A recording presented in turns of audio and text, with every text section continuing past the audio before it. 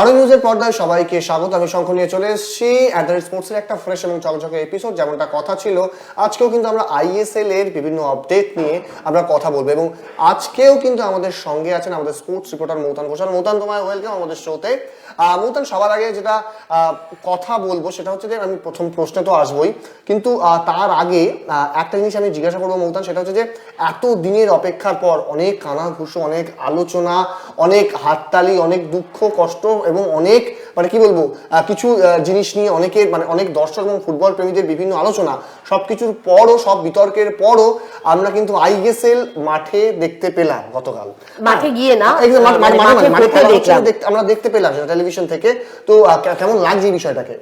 দেখো, আমি যদিও আমাদের ক্ষেত্রে বলতে হবে দুধের স্বাদ ঘোলে মেটানো, কারণ মাঠে গিয়ে খেলা দেখাটা অভ্যেস, বাট এই যতটা পাওয়া গেল সেটাও অনেকটা আমার অন্তত মনে হয়েছে। এবং এই সিচুয়েশনে দাঁড়িয়ে যে আমাদের মতো দেশে সমস্ত কিছু মেনটেন করে যে ফুটবলটা ঠিক যে সময় কোভিড মানে ভারতবর্ষে প্রথম কোভিড রুগীটা পাওয়া গিয়েছিল, তখনও কিন্তু গোটা বিশ্ব তাকিয়েছিল এই দেশটার দিকে, কারণ one of the largest number of people নিয়ে চলা একটা দেশ।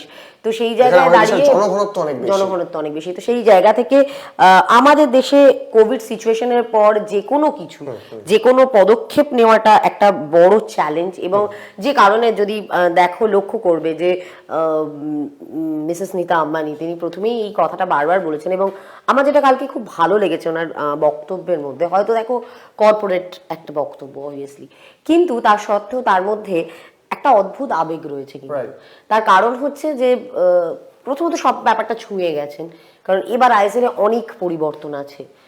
মোহনবাগান ইস্ট বেঙ্গল ইনক্লুড হওয়া, যেটার মধ্যে গুরুত্বপূর্ণ একটা পরিবর্তন। বায়ো বাবলের মধ্যে থেকে ফুটবলাররা খেলতে নামছে এবং তাদের সম্পূর্ণ সুরক্ষা দিয়ে মাঠে নামানো, তাদের মধ্যে কাউকে আর কোনো রকম ভাবে সংক্রমণ থেকে মানে সবাইকে সংক্রমণ থেকে যথেষ্ট ভালোভাবে সুরক্ষিত রেখে ম্যাচ শুরু করানো, এই সমস্ত ব্যাপারগুলো কিন্তু এখানে রয়েছে।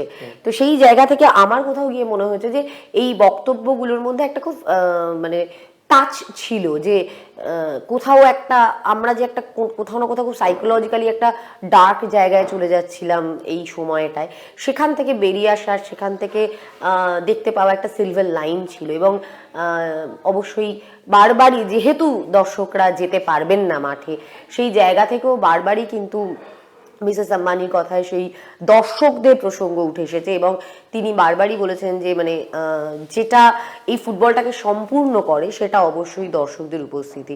এবং আমরা জানি যে যদিও দুই প্রধান না খেললেও, এবং হয়তো কলকাতা শহরে আমরা সেই লেভেলের লার্জ নাম্বার অফ ভিউয়ার্স বা স্পেকটেটার্স পাইনি গত বছর, বিশেষ করে গত 2 বছর এটিকের ম্যাচে, মানে যবে থেকে প্যারালাল লিগ হয়েছে, হয়তো সেই নাম্বার অফ দর্শক না পেলেও বেঙ্গালুরু, কেরালা, এই সমস্ত রাজ্যগুলো কিন্তু দর্শক ভরিয়ে দিয়েছে স্টেডিয়াম। তো সেই জায়গাগুলো বারবারই এসেছে, এবং এই ফিলিংসের সাথে এবার যুক্ত হয়েছে মোহনবাগান ইস্ট বেঙ্গলের মতো আবেগ।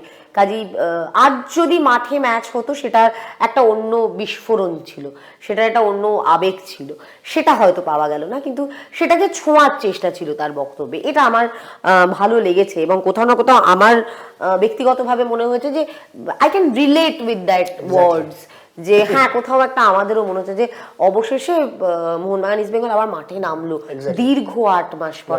এবং দীর্ঘ 8 মাস খেলার মধ্যে সেভাবে না থাকা ফুটবলারদের পারফর্ম করা, সেই চোটাঘাত, হ্যানা অনেকগুলো বিষয় থাকে, সেইগুলোকে ওভারকাম করতে পারা, তো সব মিলিয়ে বলতে পারি একটা স্বস্তির নিঃশ্বাস। এবং ওই যে বললাম সিলভার লাইন, সবকিছু বড্ড বেশি থেমে গেছিল, খেলার মাঠটাও এবার প্রপারলি ওপেন হলো, কারণ দেশের 1 নম্বর লিগটা শুরু হলো। এই জায়গাটা থেকে আমারও মনে হচ্ছে মানে খুব পজিটিভ লেগেছে ব্যাপারটা, যে বলতে পারো। এক্স্যাক্টলি, পজিটিভ তো অবশ্যই লাগবে। এবং তার মধ্যে একটা জিনিস ছোট করে বলে রাখতে চাই, সেটা হচ্ছে যে কালকের খেলায় কিন্তু একটি চোটের খবরও আছে। মাইকেল সুসাইরাজ কিন্তু চোট পেয়েছেন। আমি সেই বিষয়তেই যাব। মোতান, তোমার কি মনে হচ্ছে? 1 নম্বর হচ্ছে যে তুমি যদি দর্শকদের সাথে একটু আপডেটটা শেয়ার করো, যে এক্স্যাক্টলি ওনার আপডেট কি আছে। এক্স্যাক্টলি, দেখো, চোটটা কতটা গুরুত্বপূর্ণ জানা নেই, কিন্তু মানে কতটা গুরুত্বপূর্ণ জানা নেই in the sense, how was after the match যেটা বলেছিল যে আমার মনে হয় না খুব গুরুত্বপূর্ণ, আমি ড্রেসিং রুমে গিয়ে ব্যাপারটা জানাতে পারবো। আজকে যেটুকু যা আপডেট এখনো অব্দি পাওয়া গেছে তাতে বলা হয়েছে যে মাইকেল সুসাইরাজের যেটা চোট হয়েছে পায়, সোয়েলিং আছে একটা, অবশ্যই তিনি আজকে মানে অবশ্যই তিনি এই মুহূর্তে প্র্যাকটিস করতে পারেননি, সোমবার থেকে সানডে ছুটি আছে টিমে, তো সেক্ষেত্রে সোমবার থেকে দেখা যাবে কি। এমআরআই এখনো হয়নি, সোয়েলিং না কমলে এমআরআইটা করা যায় না, এটা আমরা জানি। তো সেই সমস্যাগুলো রয়ে গেছে, সেটা না কাটা অবধি ফাইনালি কি হয়েছে এবং কতদিনের জন্য ইনজিউরি সেটা এক্ষুনি বলা যাচ্ছে না। বাট একটা কথা মাথায় রাখতে হবে আমাদের, যে ফুটবলে ইনজুরি কিন্তু পার্ট অ্যান্ড পার্সেল, একটা পার্ট অফ দ্য গেম, তোমার ইনজুরি আসবেই। এবং এটার জন্য আমার মনে হয় এবছর সমস্ত টিমকেই একটু বেশি প্রস্তুত থাকতে হবে, কারণ ওই যে মানে ম্যাচের আগের দিনই ইনফ্যাক্ট অ্যান্টোনিও লোপেস হাবাস যে কথাটা বলছিলেন বারবার, যে চোট আঘাতের একটা সব প্রবণতা রয়েছে এবং প্লেয়াররা কিন্তু 8 মাস ফুটবলটা খেলেনি। মানে যতই তুমি প্র্যাকটিসের মধ্যে থাকো, competitive football is all together a different game, তো সেটার মধ্যে তারা কেউ ছিল না। কাজেই সেই জায়গা থেকে একটা চোটের প্রসঙ্গ ডেফিনেটলি থাকে। এবং যে কারণে এবছর বাড়তি চেঞ্জের অপশনটাও দেওয়া হয়েছে, 7-এর বদলে 12 জন রিজার্ভ বেঞ্চে থাকছেন, তার কারণ এটাই। কাজেই চোট আঘাত নিয়ে ভয় পেয়ে থাকার কোনো জায়গা নেই। আরেকটাও বিষয়, যে চোটের কথা যখন এসেই, যেহেতু তুমি অনেক দিনের বা কয়েকদিন, এই দিন শব্দটা উঠে এসেছে, আমি সেক্ষেত্রেই বলি 27th আমরা প্রথম ডার্বি দেখতে চলেছি আইএসএল এর মধ্যে, তাতে কি আমরা পেতে চলেছি? এক্স্যাক্ট এই কথাটাই আমি বলছি, যে এখনই এটা বলা একটু কঠিন যে মাইকেল সুসাইরাজকে আমরা ডার্বিতে পাবো কি পাবো না। যদিও তাকে ডার্বিতে পাওয়ার সব রকম চেষ্টা থাকবে এটিকে মোহনবাগান শিবিরের পক্ষ থেকে, কিন্তু যতক্ষণ না এই এমআরআইটা হচ্ছে এবং চোটটা সারতে কতদিন সময় লাগবে সেটা বোঝা যাচ্ছে, ততদিনে মানে তার আগে এই ইনফরমেশনটা কনফার্ম করে দেওয়া খুব কঠিন।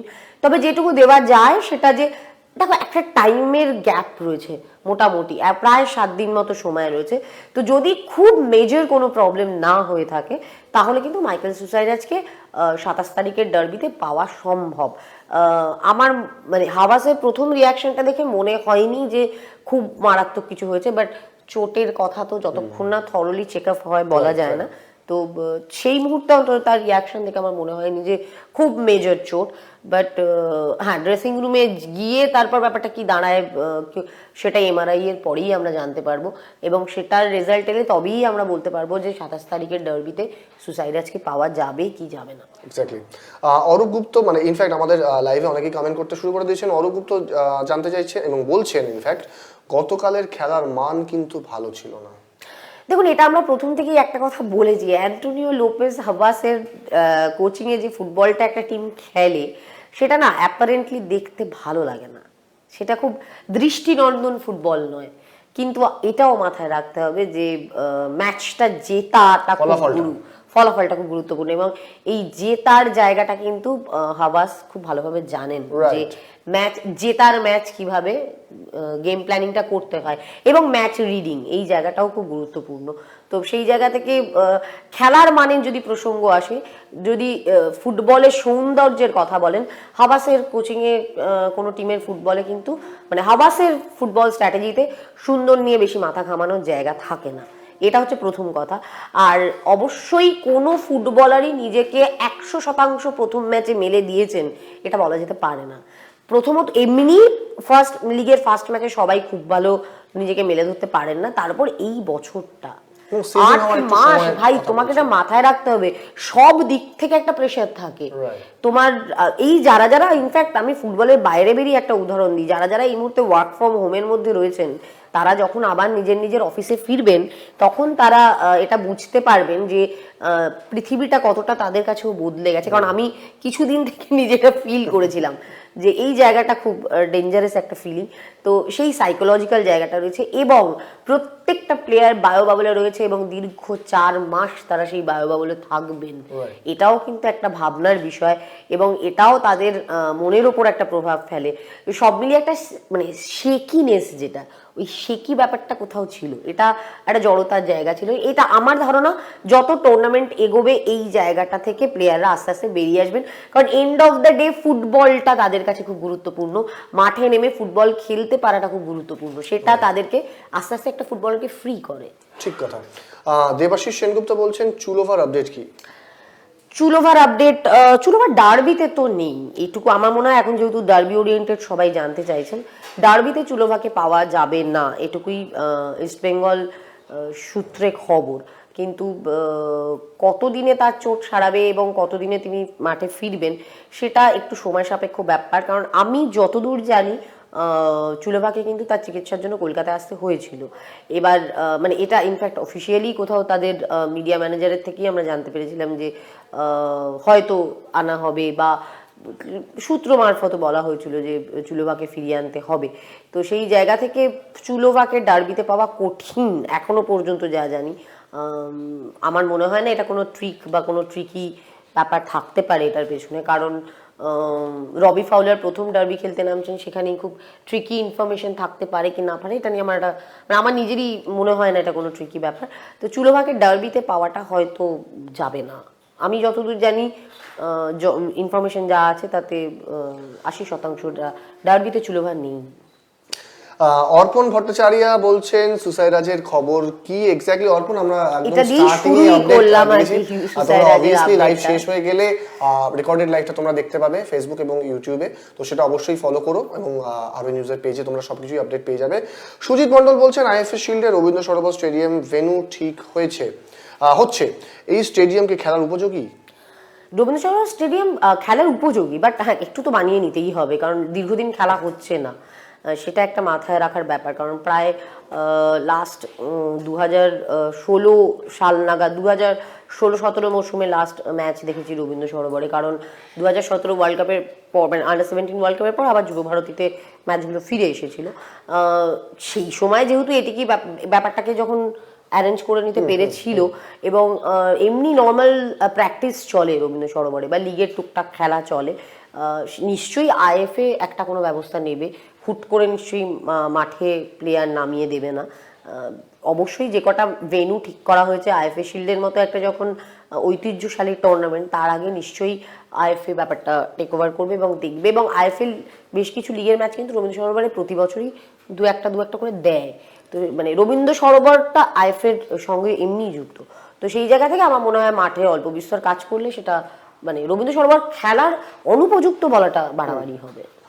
ওকে, আরেকটা বিষয় তোমার কাছ থেকে জানতে চাই, সেটা হচ্ছে যে ইস্ট বেঙ্গলের এই চুক্তি, ইস্ট বেঙ্গল ক্লাবের এই বিষয়টার আপডেট কি? মানে এক্স্যাক্টলি মানে ডার্বি 27 তারিখ, তার আগে কি সবকিছু ঠিকঠাক মিটমাট হয়ে যাবে? দেখো, মিটমাট না হলেও ডার্বির ওপর তার কোনো প্রভাব পড়বে না, এটুকু প্রথম কথা।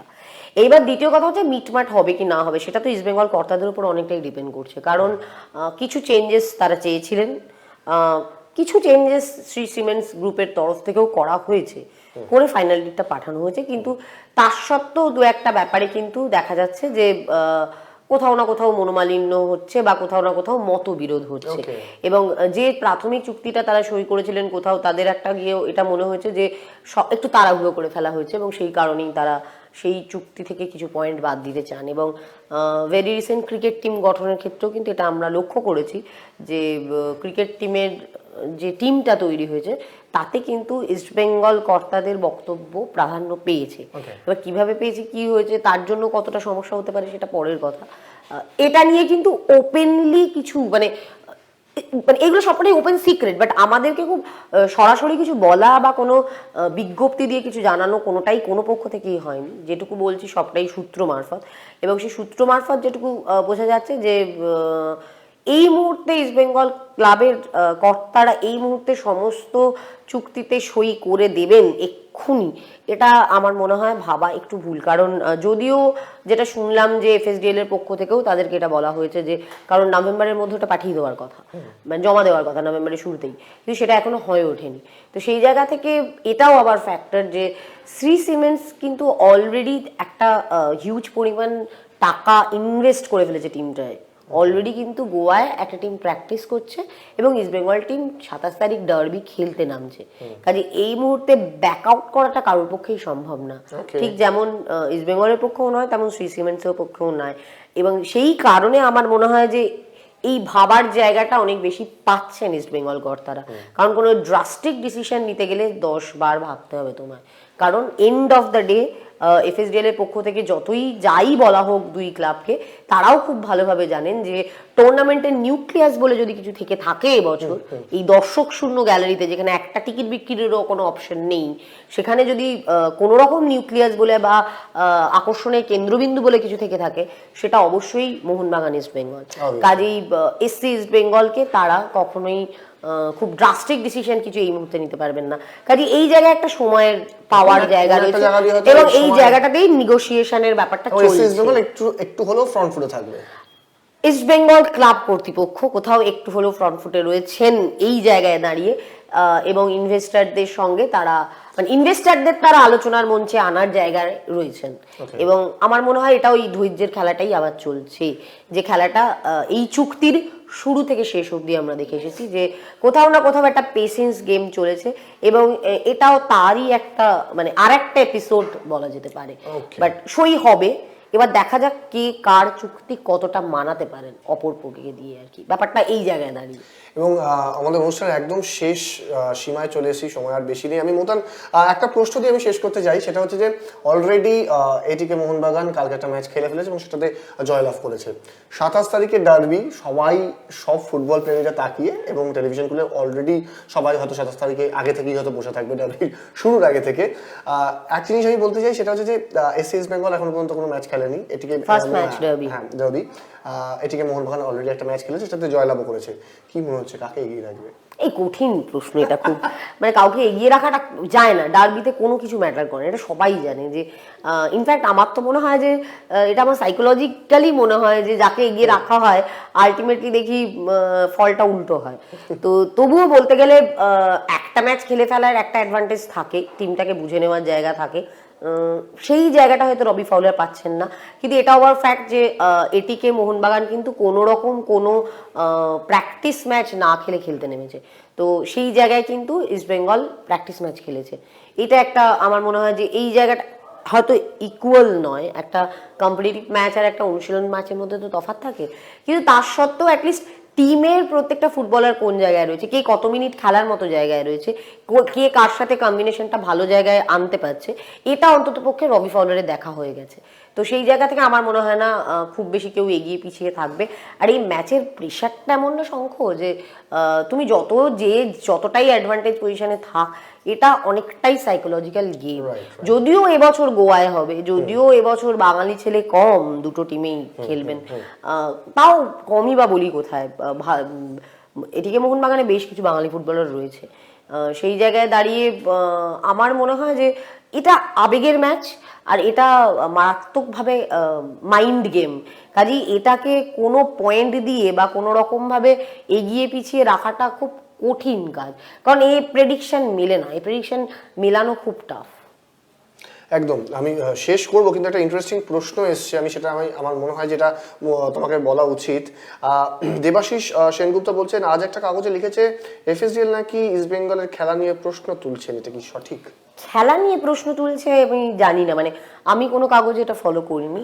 বাট দেখুন, এফএসডিএল শ্রী সিমেন্স গ্রুপকে কোথাও একটা রেকমেন্ড করেছে ইস্ট বেঙ্গলের ইনভেস্টর হিসাবে, এবং তাদের কথাতেই যতদূর জানা গেছে যে তাদের কথাতেই কিন্তু শ্রী সিমেন্টসের সঙ্গে এই চুক্তি বা ইনভেস্টর এবং ক্লাবের সম্পর্ক এই সবটাই কিন্তু, বা স্পোর্টিং রাইটস দেওয়া না দেওয়া, এই সব ব্যাপারটার মধ্যেই এফএসডিএল ভীষণভাবে ছিল। মানে বলা ভালো যে বেসিক্যালি রিলায়েন্স ঘনিষ্ঠ একটা বিজনেস হাউস হচ্ছে Shri cements foundation, Shri cements, তো তাদেরই শ্রী সিমেন্টস ফাউন্ডেশন এবং তাদের সাথে ইস্ট বেঙ্গলের সংযুক্তিকরণ। তো সেক্ষেত্রে এই চুক্তির মধ্যে ঠিক যতটা রাজ্য সরকার রয়েছে, যতটা মুখ্যমন্ত্রী রয়েছেন, ঠিক ততটাই বরং বলা ভালো তার থেকে একটু বেশি হলেও এফএসডিএল রিলায়েন্স রয়েছে।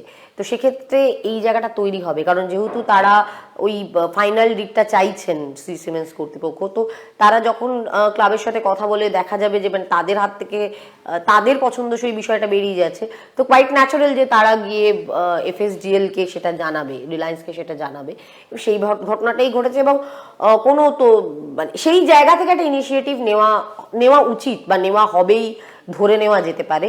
বাট সেটা অফিসিয়ালি নেওয়া হয়েছে কি হয়নি এ বিষয়ে ক্লিয়ার কোনো তথ্য নেই।